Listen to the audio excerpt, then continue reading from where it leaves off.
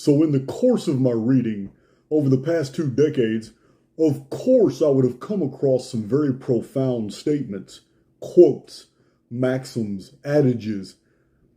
It's things that I have written down over the years and kept in different scrapbooks, collected them, put them together, reorganized them, and basically committed most of them to memory. These did not come from a quote book. These are 72 quotes of power that I have collected from just about as many sources over a long period of time. I decided to do this because the quotes that we collect, and I'm not the only one that does this. I know some of you have collected some, today we call them memes, but some of those memes have some very profound statements, axiomatic, self-evident truths. The quotes that we collect, that we hold dear, are actually little windows into our souls, into our personalities. So this is what I'm sharing. These are the quotes that have impacted me, that have put me in the direction that I've gone and am going. So chew it all up and spit out the bones. Some of them might not be for you, but I think a lot of you are going to resonate with some of these statements. These are from different personalities, different time periods, different minds, who all had come in contact with different information. So take that into consideration when you're listening to some of these quotes. And this is something you can just play back over and over as you're driving. Commit some of them to memory.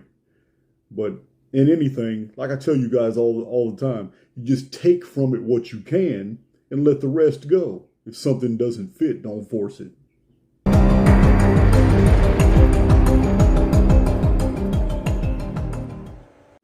Almost 2,000 years ago, Pliny the Elder wrote, "Absolutely nothing is being added to the sum of knowledge as a result of original research. Indeed, not even the discoveries made by people long ago are thoroughly assimilated."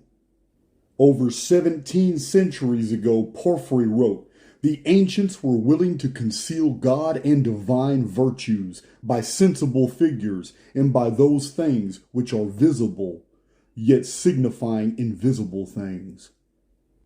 A text from the Dead Sea Scrolls over 2,000 years in age, called the Book of Secrets, reads, "But they did not know the secret of the way things are, nor did they understand the things of old, and they did not know what would come upon them, so they did not rescue themselves without the secret of the way things are."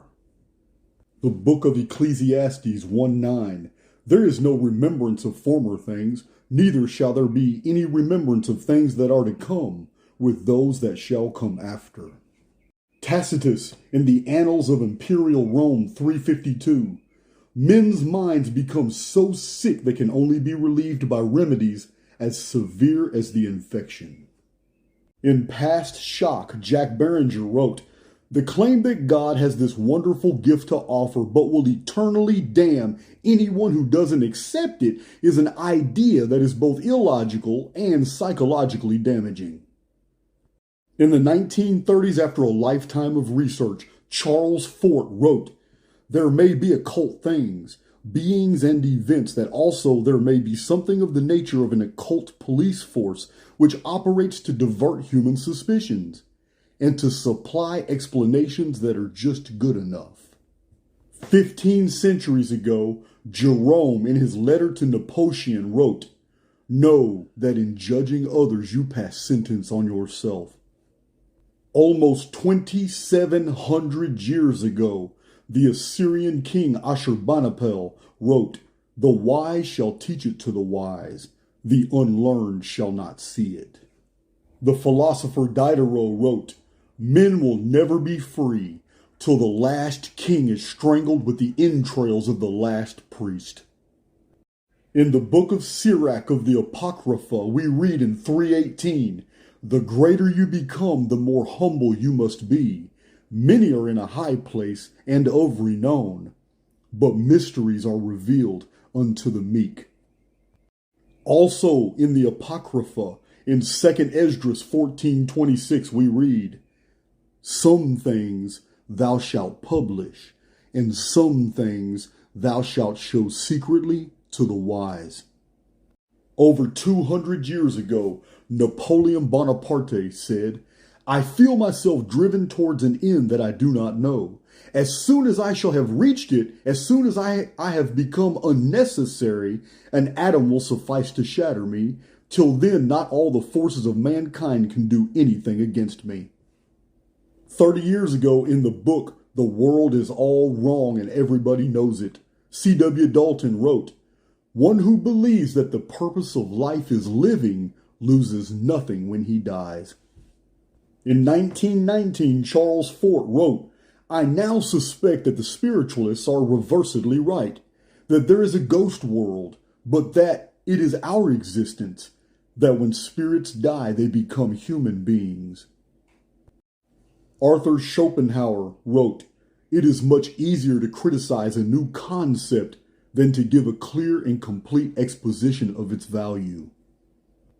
The more we learn, the more we are separated from society. Many fall into depression by this disconnectedness, but the few who adapt, who observe this chaotic world of half-truths and deceptions objectively as a viewer rather than a participant, are they who experience true power. These are souls ready to move on, but are still with us in this world for reasons known only to the universe. Victor Hugo wrote, an invasion of armies can be resisted, but not an idea whose time has come. Nisargadatta Maharaj wrote, the search for reality is the most dangerous of all undertakings, for it destroys the world in which you live. P.T. Barnum was famous for saying, it doesn't matter what they say about you, as long as they spell your name right. The ever-clever Voltaire wrote, when once a nation begins to think, it is impossible to stop it. Ernest Holmes in 1919 wrote, fate is in our hands. The whole trouble has been that we reason as men and not as gods. Ernest Holmes also wrote, the average person when told the truth will still seek some other way.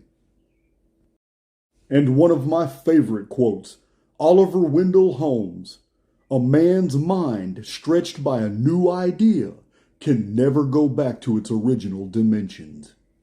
Historian Daniel Boorstin wrote, the unknown can be discovered by clearly marking the boundaries of the known. 120 years ago, Franz Boas wrote, record enough facts and the answers will fall to you like ripe fruit. And Franz Hartmann wrote, one who is properly informed is not easily deceived. Again, C.W. Dalton wrote, the longer one searches, the greater he discovers the area of his ignorance to be. Some of you in my comment sections should pay heed to this Persian proverb. Don't let your tongue cut off your head. George Hunt Williamson wrote, the world fears a mind that thinks more accurately than its own. To think is to be persecuted. To have vision is to be hated by the visionless. To be wise is to be reviled by fools. And Arthur Schopenhauer again. Every man takes the limits of his own vision for the limits of the world. The philosopher Berkeley wrote, few men think, but all will have opinions. Sir Arthur Conan Doyle in Sherlock Holmes wrote, when you have eliminated the impossible, whatever remains, however improbable, must be the truth. The anonymous iconoclast Wicked Jester wrote, free all men, and they will use their freedom to forge new chains. Barry Fell in America BC wrote, there is a tendency on the part of those established in a field of science either to ignore or label as fraud anything that does not fit in with their preconceived notion of how things should be. It is much easier to cry fraud at something out of the ordinary than it is to investigate it. An old Chinese proverb, it is better to light one candle than curse the darkness. Charles Haenel in 1922 wrote, "Thinking is the only activity which the spirit possesses, and thought is the only product of thinking." My third quote from Arthur Schopenhauer, The World as Will. In order to acknowledge and freely admit the worth of another, a man must generally have some worth of his own. David Icke wrote, "No one is powerless, ordinary, or insignificant. To claim so is to say the divine infinity is also these things. If we change our imagination of ourselves, we can live our lives as the incarnate ocean and not as the disconnected droplet, as infinity and not only as far as the eyes can see." A couple centuries ago, Voltaire wrote, "Those who walk the well-trodden path always throw stones at those who are opening a new road." Henry David Thoreau wrote, "While civilization has been improving our houses, it has not equally improved the men who are to inhabit them." And I am in full agreement with Immanuel Kant. It is indeed true that I think many things with the clearest conviction, which I have never had the courage to say. But I will never say anything which I do not think. P.D. Ouspensky wrote, "Emotion unveils in the soul of man the development of powers so deeply hidden that by the majority of men their very existence is denied." In 1599, Matthias Quat wrote, "There will come a time when none of the secrets of nature will be out of the reach of the human mind." And again, my friend Voltaire, antiquity is full of the praises of another antiquity still more remote. In 1920, Albert Churchward wrote, "Thousands of years ago, the grand architect of the universe gave the old wise men of Egypt the written laws for everlasting life, as well as a doctrine of final things. These the human race has never been permitted to lose, and the foundation of our brotherhood was built upon these solid rocks, these truths. Although we have traveled far and long since our originals were in existence, we therefore have many innovations in our rituals on account of compilers of these latter days not understanding the originals. The substance, though, has never been lost." Over 220 years ago, William Blake wrote, "The man who does not believe in miracles makes it certain that he will never partake in one." In 1871, Franz Hartmann wrote, "If we are content to live in the opinions of others, we have no truth of our own." Another personal favorite, Friedrich Nietzsche, "That the whole world believes in something is already an objection to it." The famous philosopher Will Durant lived almost 100 years. He wrote, "We shall leave this world as foolish and wicked as we found it." M. Devereux wrote, "We live in a world where true evil disguises itself while pointing the finger at the innocent. They accuse their enemies of what they themselves are, and they always tell the exact opposite of the truth. It falls upon us to be diligent, recognize the players, agents of the simulacrum, the NPCs, the media and pop culture puppets of the elite. Intuition is your greatest defense." Wallace Wattles in 1910 wrote, "The man who can sincerely thank God for the things which as yet he owns only in imagination has the real faith." Henry Cornelius Agrippa, citing Iamblichus, wrote, "Inaccessible places become accessible for those that are divinely inspired." Helen Vandenman wrote, "There is no death because an opposite to God does not exist." Over a century ago, C.W. Sarum wrote, "For we need to understand the past 5,000 years in order to master the next 100 years." In 1914, in the epic work Tertium Organum, P.D. Ouspensky wrote, Future events are wholly contained in preceding ones. If we know all the past, by this we could know all the future. A 3,000-year-old golden inscription discovered in the famous tomb of King Tutankhamun of Egypt reads, "I have seen the past, I know the future." In 1659, Paracelsus wrote on Before the Flood, "At length this universal knowledge was divided into several parts, and lessened in its vigor and power.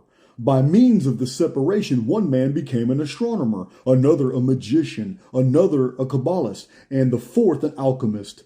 Abraham, that volcanic Tubal Cain, a consummate astrologer and arithmetician, carried the art of the land of Canaan into Egypt."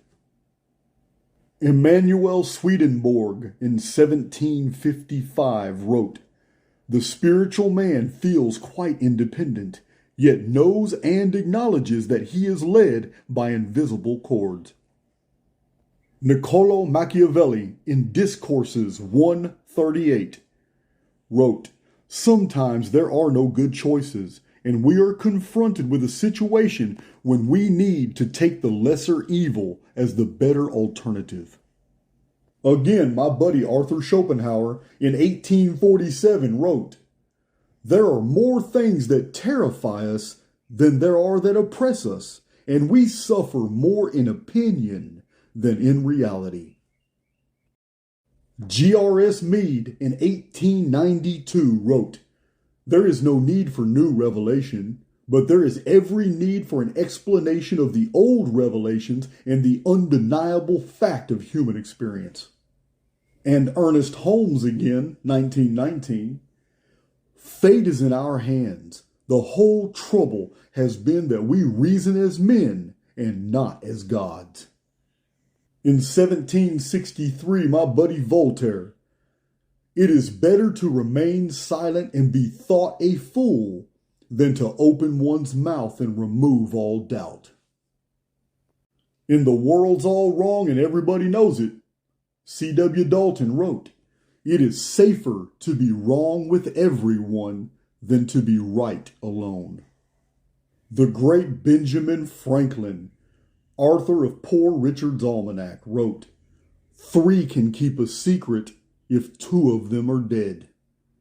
And again, Helen Vandeman wrote, "Reality remains unknowable to us while we cling to our illusions." Physicist Massimo Citro wrote, "All the major thinkers have rightly perceived that bodies are illusions, representations of something else, and what we call existence is rather like a dream. But this secret has been hidden, transmitted only to those able to accept the terrible truth that we live in a fiction." Kind of reminds you of that old nursery rhyme, row, row, row your boat gently down the stream.